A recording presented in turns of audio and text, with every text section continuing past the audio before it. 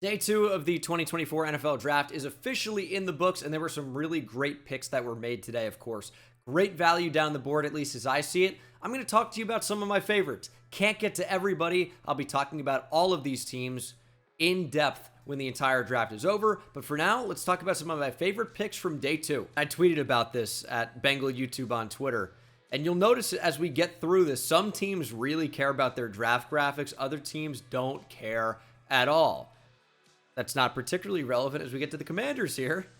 And you'll see Johnny Newton, Jerzon Newton, was great value at 36. Why does he fall in the draft? Jones fracture in his foot. This was already reported prior to the draft. This wasn't a surprise. There was a chance that he was going to fall out of the first round. He does, and he ends up going to the Commanders. Now, this was surprising at first because, well, they don't need defensive tackle, right? They have Daron Payne. They have Jonathan Allen. They're on newer contracts. These are really, really good players. Why would they bring in Johnny Newton? Well, you can go with a hybrid defense if you wanted to do that, right? They're really lacking a bit on the edge, but maybe you go with a 3-down lineman front and let your linebackers be a little bit more aggressive, and you can go with Daron Payne at the nose, Jonathan Allen, and then Jerzon Newton on either side of him. You get an explosive pass rush. That's an option, right? They could do that if they wanted to. However, they can also rotate those guys and keep them fresh. I think the bottom line was that Johnny Newton was just too good to be available here. Really, really good player. The exact fit seems a little bit bizarre because it's not a team that really needed interior defensive line help. But the more the better. The more the merrier sometimes with these guys on the defensive line. Rotate them in, keep them fresh, make the job for opposing offensive linemen very difficult. Max effort here for the Eagles design team. I do have a graphic design background, so I do appreciate when a graphic's really well made. This is lazy, but at least it looks pretty good. Regardless of that, though, the pick was awesome. Cooper DeJean, again, could have been a first-round player. I believe I had him at number 20 overall on my big board. He goes 20 picks later at number 40. And this is a team that's probably going to play him at safety or nickel. I don't think he's going to play much boundary corner for them, at least not regularly. Of course, a lot of DBs will change up where they align. Like, of course, you do have your true boundary guys, your field or your boundary corner. However, a lot of different DBs will play boundary snaps. They'll play in the nickel. They'll play over the top sometimes. They'll play in the box. DeJean's one of those guys that's going to move around. He's a really, really good athlete. I think he can stick at corner. His ceiling just might be amplified if he plays nickel and safety. He might be able to impact the game more, keep him around the football in the box. He's a really good tackler, really great instincts, but again, a really good athlete. Of course, white corner, very funny, but he's actually a really good athlete. A lot of them are not. DeJean certainly is. And the Lions just continue to do really well in these videos. I don't know why people keep saying that I said the Lions did poorly in the draft last year. Did you just make that up because other people said it? Go back and watch my videos. I didn't say that. I said they got great players, and they're doing it again this year. This time, Ennis Rakestraw Jr. out of Mizzou falls right into their lap. He's a really good athlete. He's really physical. Of course, not the biggest guy overall, but plays bigger because he's so ferocious as a defender. He's someone that can come up and hit. He's really good in coverage as well. And I think he's going to be a future starting outside corner for the Lions. And they found them at 25 or 24 and 61 in this draft. Not often you're able to do that. Of course, you trade for Carlton Davis, who almost seems like a moot point at this point, but gives you another chance, again, to rotate these guys on defense, keep them fresh, keep them in advantageous situations. And now the Lions are up there for the best young secondary in the league. Ennis Rakestraw Jr., of course, these rookies are not going to be amazing day one, right? But if they grow into the players we think they can be, Ennis Rakestraw Jr., Terrion Arnold, Brian Branch, and that's not even diving into Carlton Davis, who's, I guess, approaching 30 now, and their safeties that are pretty good. Kirby Joseph, Ifeatu Melifanu had a really nice season last year. This is a really, really good team, and they're young, and they're talented, and they're physical. It's not shocking. This is what Dan Campbell and Brad Holmes wanted to build. Not only are they building it, they've built it, right? And a lot of these new additions are just, great additions, like the cherry on top of the sundae, right? And of course, you have some vets in there. Emmanuel Mosley. I guess you'd call Meek Robertson a vet now as well. And that's just in the secondary. I'd like to see them really bolster their front seven, but they've got some really, really good players. And even if you need a linebacker or need an edge rusher or need a defensive tackle, not saying they do for any of those in particular, I would like to see them get better on the edge. Sometimes you just take the best player available. Figure out the rest if you're going to take depth players, but take the best player available. That's what a lot of the best teams do, because contracts are always expiring. Players are always getting hurt. Take the best player available, you're going to stay good a lot of the time. I thought Malachi Corley was a fringe top 50 player. The Jets grabbed him here at 65, and I love the fit for the Jets in particular. Getting Aaron Rodgers a great run-after-catch threat in the Yak King, Malachi Corley, I think is an incredible fit. If you look at what the Jets have, right? Garrett Wilson, we can just call him a wide receiver one. The guy can do everything, right? No one would argue. Mike Williams is a great jump ball guy, right? Who is the big run-after-catch threat outside of Garrett Wilson? Not really anybody. Malachi Corley can catch screens and divert attention away from Garrett Wilson. He can work in the slot. I see him as an instant slot starter who's unbelievable after the catch. Everyone's saying it about Malachi Corley, but it doesn't take long if you watch him. His average depth of target his last couple seasons at Western Kentucky was like 6 yards. Something incredibly low, the lowest of any wide receiver, but his actual yards generated was an incredibly high figure because this guy just catches the ball on screens. I mean, he was getting so many screens in 2022, less so in 2023, but especially in 2022, and the guy just is instant yards after catch. It's unbelievable how talented he is with the football in his hands, but he's also a really good athlete. He can get down the field. Slot fades are, I think, a specialty of his. And based on how athletic he is, even though he hasn't run a diverse route tree at Western Kentucky, he's so athletic and he's so sharp and he's so quick. I don't see any reason why he wouldn't be able to develop as a route runner. I don't think he really have problem adding in new routes into his route tree. I think he's just going to be a really, really solid player. And to the Jets who are looking for this exactly, it's a great weapon for Aaron Rodgers to utilize. Definitely one of the best picks of day two, in my opinion. He was announced as a guard because the Raiders have Andre James, not going to be playing center, but Jackson Powers-Johnson is one of these guys that projects well to move to guard. He's big, strong, and powerful, but his most exceptional quality is how good he is in space. And of course, that's going to be on full display as a pulling guard. This is a really nice pickup for the Raiders and a player that, let's be honest, a lot of us thought could probably go in the first round. Now, it is somewhat rare that you see a center go in the first round. It definitely does not happen every year. This year it happened with Graham Barton, who's expected to move inside to center, was drafted as a center by the Bucs. But it didn't happen for Jackson Powers-Johnson. It didn't happen a year ago. I think the top two centers were John Michael Schmitz and Joe Tippmann, both second-round picks. And kind of the same thing happens for Jackson Powers-Johnson. Is that ability-wise, or does some injury history weigh into this?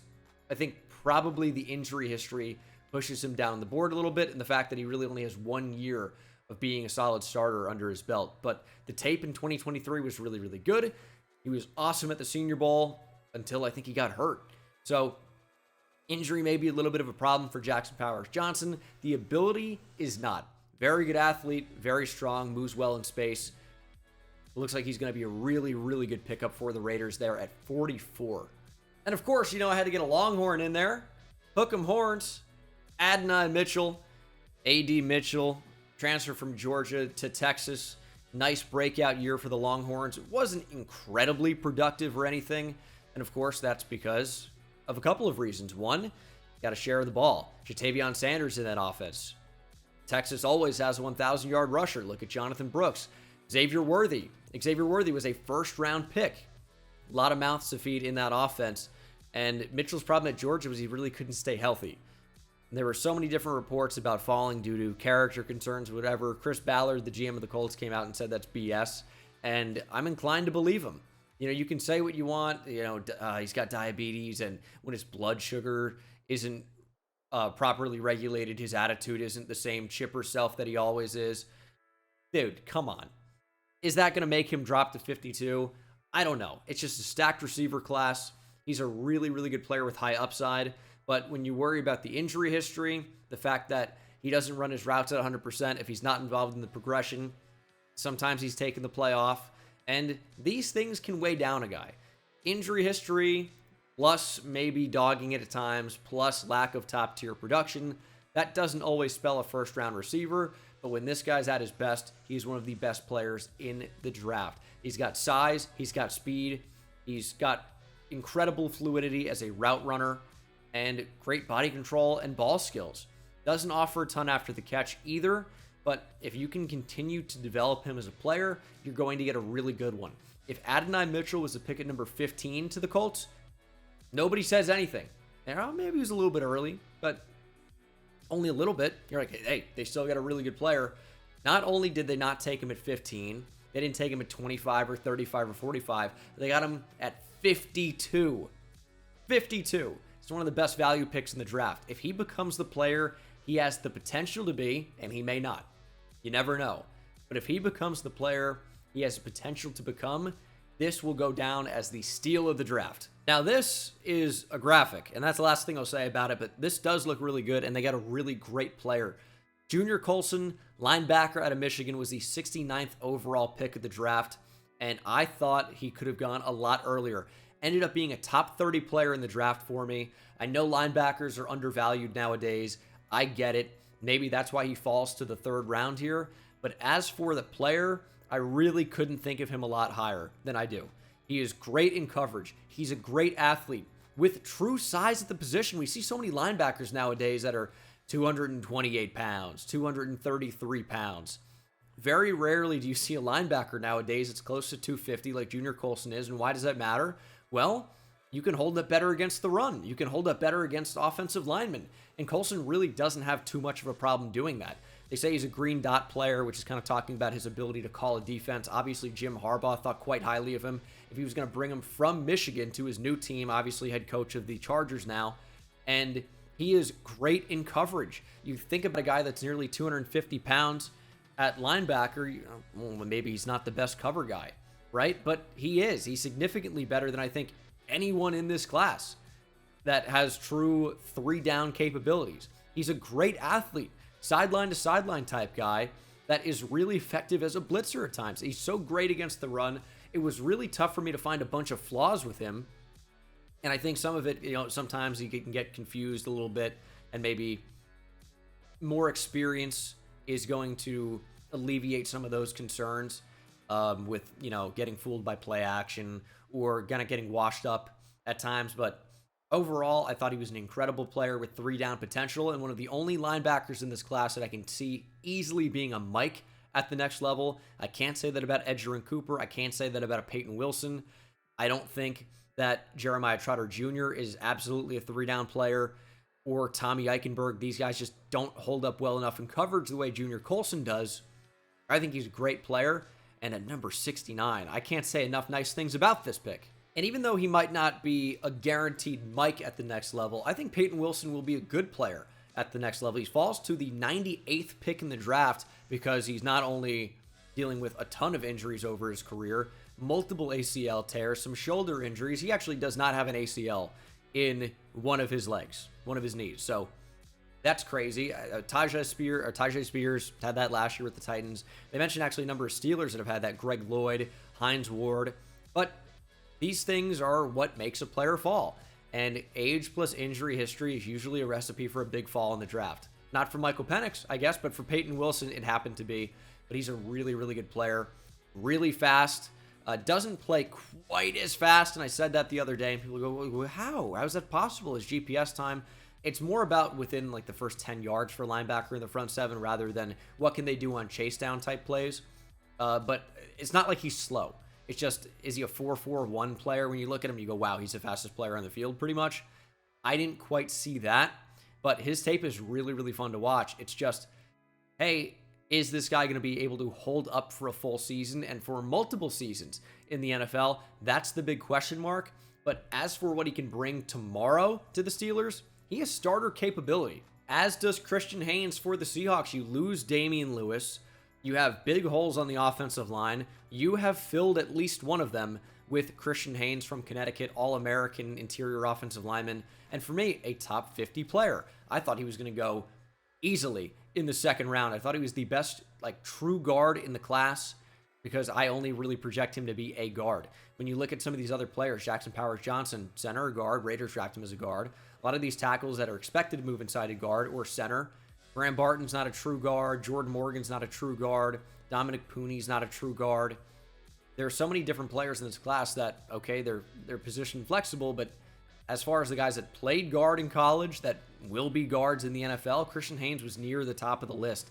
He was the 81st pick in the draft to a team that needed interior offensive line help after losing a starter. This was a no-brainer selection, and I'm surprised more teams didn't jump on this early because Christian Haynes is a really, really good, really powerful player that fits so well with Seattle. And of course, you know, their offense might look a little bit different than it has under Pete Carroll, and I have to really think about that. They're not necessarily going to be power run focused anymore. They brought in the offensive coordinator and offensive line coach from Washington. And if you watch Washington football, they didn't run the ball all that much. They did a little bit, right? But they aired it out mostly with big time receivers. And oh man, what do the Seahawks have? Oh man, DK Metcalf, Tyler Lockett, Jackson Smith and Jigba. It'll be a really fun offense to watch with the new offensive coordinator coming in. But Christian Haynes, plug-and-play starter. It's tough to do better than that at number 81 overall. Those are some of my best picks of day 2, rounds 2 and 3. I'll be live tomorrow on Twitch for day 3 of the NFL draft, at least some of it. And thank you for watching. See you in the next one. Take it easy.